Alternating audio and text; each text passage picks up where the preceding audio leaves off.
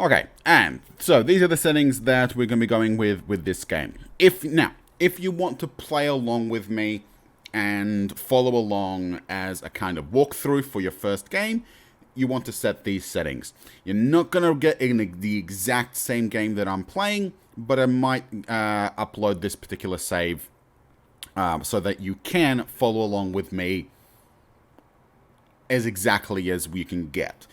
There's a lot of RNG in the game once you actually get playing, so even with the save, you're not going to get the exact same game that I do, but it will at least give you the same starting conditions. So, let's move on to the next step. So, once the game itself is created, now we move on into player race creation. Race title and short race name is entirely down to you. So we're going to go with something basic, human, and human. This is only used in a few certain places. Most of the time you're going to see this one. Homeworld name, you can override the homeworld name to call Earth something else. We're just going to leave it at Earth because we're not going to want to mess with settings too much, because obviously we're just trying to walk you through how to actually play the game and actually learn how to use it.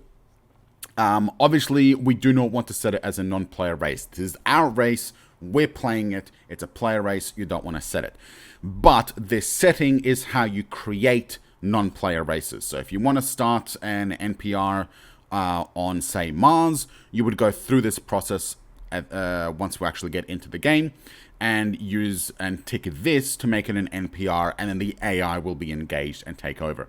Keep in mind, the NPR, the AI cannot take over a race that did not start as an NPR, and you also cannot turn off the AI on an NPR race. So you have to make sure that you set this correctly for races that you're starting off, but we definitely do not want this ticked initially. Now, I will be using a conventional empire because I want to show you how conventional gameplay works, and also want to talk about my favorite start, hybrid start. But we'll come back to this one in a sec. Neutral race is an interesting one. What neutral race does is it spawns you if you have a look, it spawns you a empire of a race type that has a population but nothing else. So you'll notice that it doesn't have anything else. Well, it apparently has a couple of shipyards, but it only has a population. The important distinction between neutral race and anything else is that a neutral race, the population, is accessible to every other empire around. So what this means is that you'll notice that we start with 500 million. A lot of people ask, why is the starting population of 500 million? Where are the rest of the 7 billion people on Earth? This is where they are. They're in the neutral race. The 500 million starting population, that's not the Earth's population, that's America's population, or United Europe, or whatever you call your empire. That's your nation's population. The rest of the population, you're supposed to create a neutral race or other NPRs or other player races to play those nations, and then fill out the rest of your planetary population with a neutral race that everyone else can access. That's where the rest of the population went. But we're not going to use a neutral race. Actually, I might set up a neutral race for the rest of Earth's population just to show you how it works. But that's neutral race. Neutral race will allow a population that is accessible for everyone else to use. So civilian shipping is going to be taking that population and colonizing your planets with it, instead of taking the population from your main Earth colony and taking away potential workers from Earth to use elsewhere. For this case, though, we're not going to use neutral race because this is our own empire. Neutral races can be controlled by switching to them, and you can play them. But obviously that means switching back and forth. We don't want to run neutral. You can override this and give neutral empires like 200 mines or something. But again, no point to it. Leave neutral off for your first empire. Now, if you're just starting out, you're not going to know anything. You can use auto-assign tech points. This is only available, you'll notice, this is only available when you're not using a conventional start, along with these two up here. Because a Trans-Newtonian empire starts off with some tech points, auto-assigned tech points, auto-designed ground forces, and auto-designed ship classes. Will have the AI spend your research points on a couple of technologies, and design a couple of ground troops and ships that you can just use straight out of the bag. You can use this if you want. Personally, I don't like it, but I'm experienced, so I like to design my own ships. You can do it to get a couple of ships so you can see kind of what a reasonable ship is. AI designed ships are not good ships. They're mediocre at best. Keep that in mind. So if you auto design your ships and ground forces, you can use them as kind of like okay, so this is kind of what I need. This is kind of what's mediocre. This is kind of what I want to be looking at. But keep in mind, they are mediocre at best. They are not great ships. They're not optimized. They're not great ships. So that's entirely up to you. So now that we talked about these ones, we'll switch to conventional. Actually, we'll talk about this in a sec. Home system geo and grav survey. This just sets everything auto surveyed, so you don't have to do a survey of Sol before you can exploit it. It's entirely up to you. We're not going to do it because obviously we're going to be talking about doing a survey. You can set the images here. These are the default ones that you start with. This is almost always selected for human, but these ones are randomized. You can change the flag, change the image, change the hull and the station. So you can change these using the buttons down here if you don't like the ones that it starts you off with. Down here, now, this is for your empire.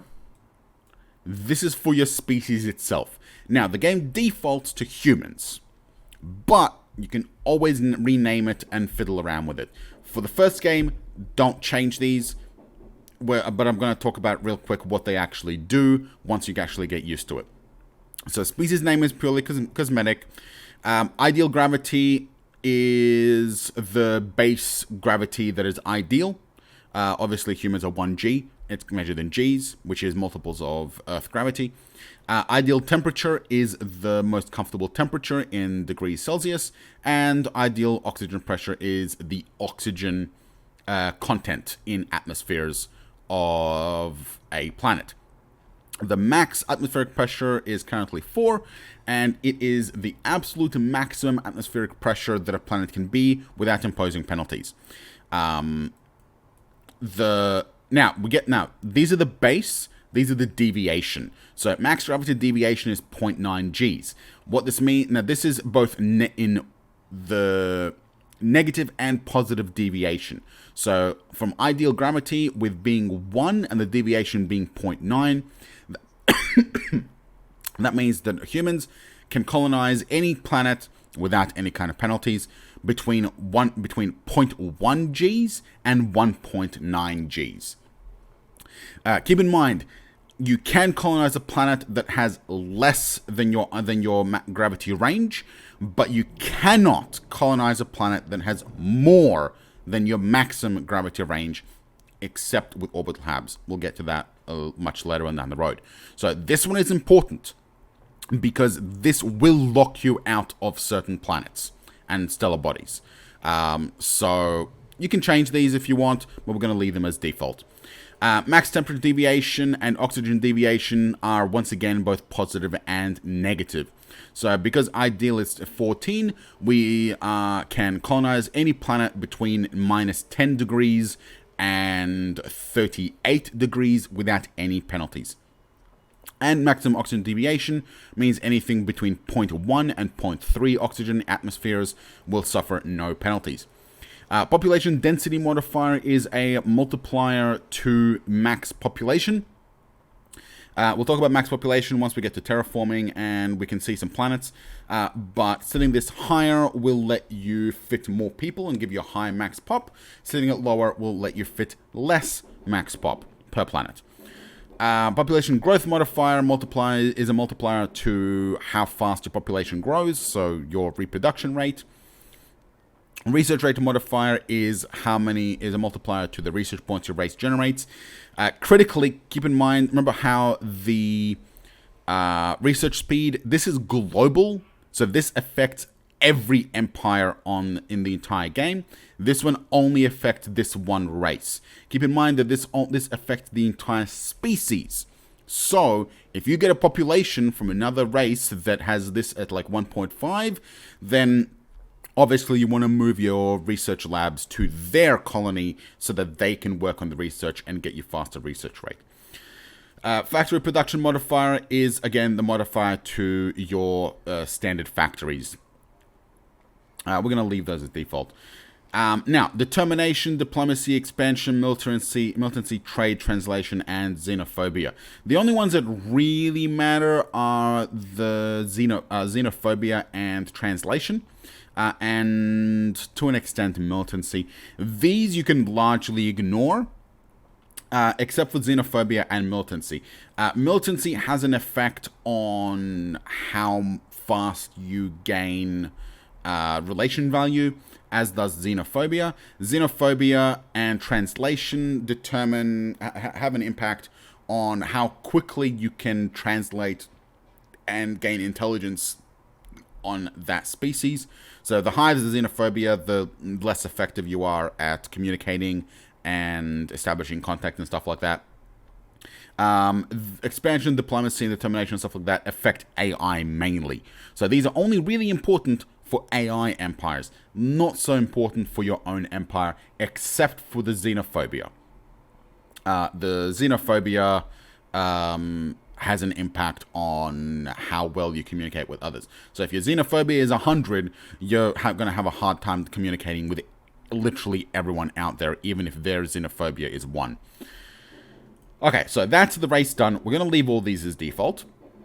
Next, we're going to talk about our starting population. So, by default, you start off with 500 million, 4 shipyards, 20 labs, no conventional factories, 400 regular factories, 100 ordnance factories, 40 fighter factories, 400 mines, 80 order mines, 100 refineries, 200 financial centers, 150 maintenance facilities, 4 ground force complexes, 4 deep space tracking stations, a military academy, a couple million liters of fuel, a couple of tens of thousands of MSP, some starting tech points, and some starting ship build points.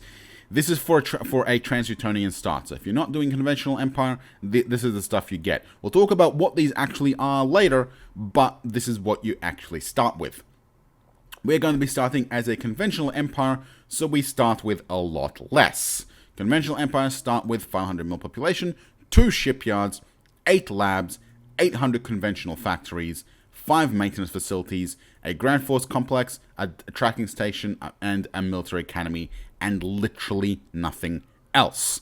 Everything else you have to build yourself. Conventional factory. Now, I will talk about conventional factories. Conventional factories are a little bit of everything. So each conventional factory is a small percentage of every other factory.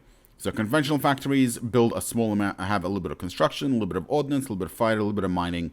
A little bit of mining, a little bit of refinery, a little bit of financial center, and a little bit of maintenance. They do a little bit, well, I think the maintenance, a little bit of everything, but they are also very, very big, and they use a lot of population, so they are horribly inefficient.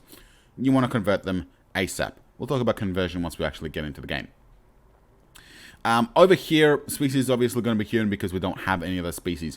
These are mainly used, the species is mainly used for later on. So you can create a second species, and then over here you can select which species that is available in the game will be actually used. To start with, we only have human, so human is all we have. If you create races down the road, you can use this to create empire of a race that already exists that doesn't exist now. System theme is you always have to set it, but it's only used when you have known stars turned off, and it is this is the list of all themes in the game. You can add to them later on, and I'll show you how. but this is the list of all themes in the game, and this will let the game automatically select a theme for systems. So ideally, you want to use a system theme because they're a little bit more geared towards systems. However, there's nothing stopping you from using the U.S. Navy heroes as your system theme, and then you end up with naval heroes instead. We are going to go with Galactic Empire. Galactic Empire being the Star Wars Empire. For classes, we're going to go with US... Oh, let's just go for United States. Actually, is there a class theme? Yeah, here we go. Class theme. You know what? No. So,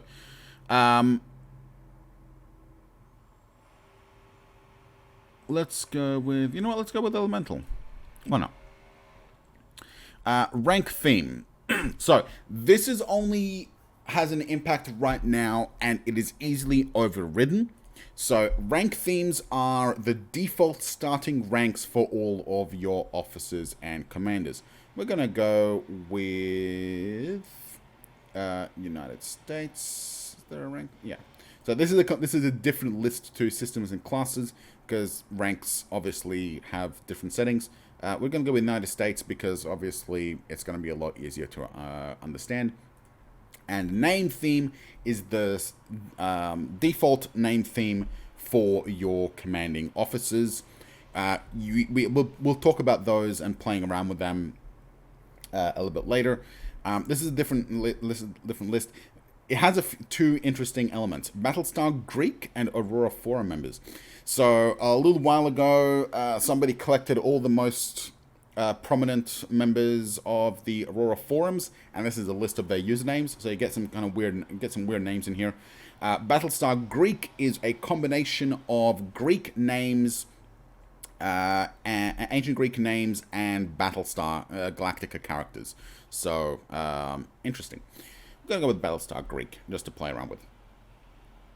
Okay, so now we have our Empire and our game settings. Let's go ahead and hit Create Race. And game's going to churn a little bit.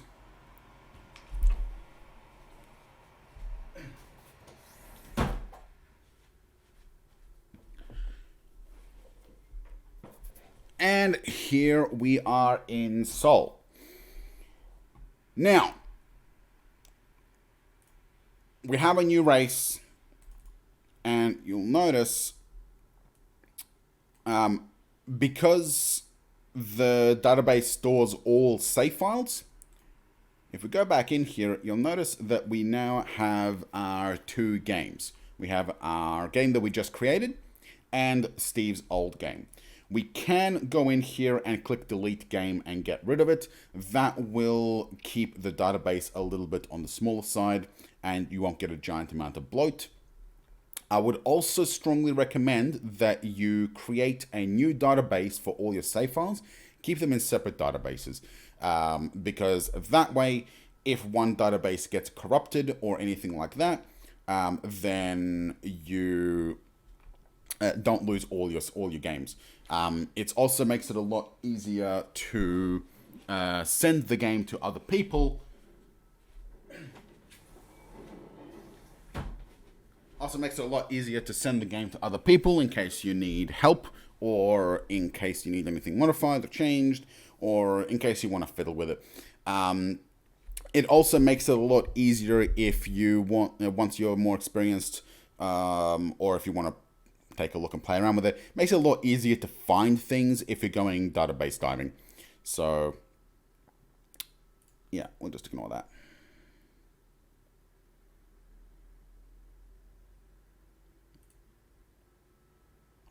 Yep, accidentally switched back to it. Yeah, keep in mind, whatever game you have it set to, when you close the game, that's what it automatically switches to.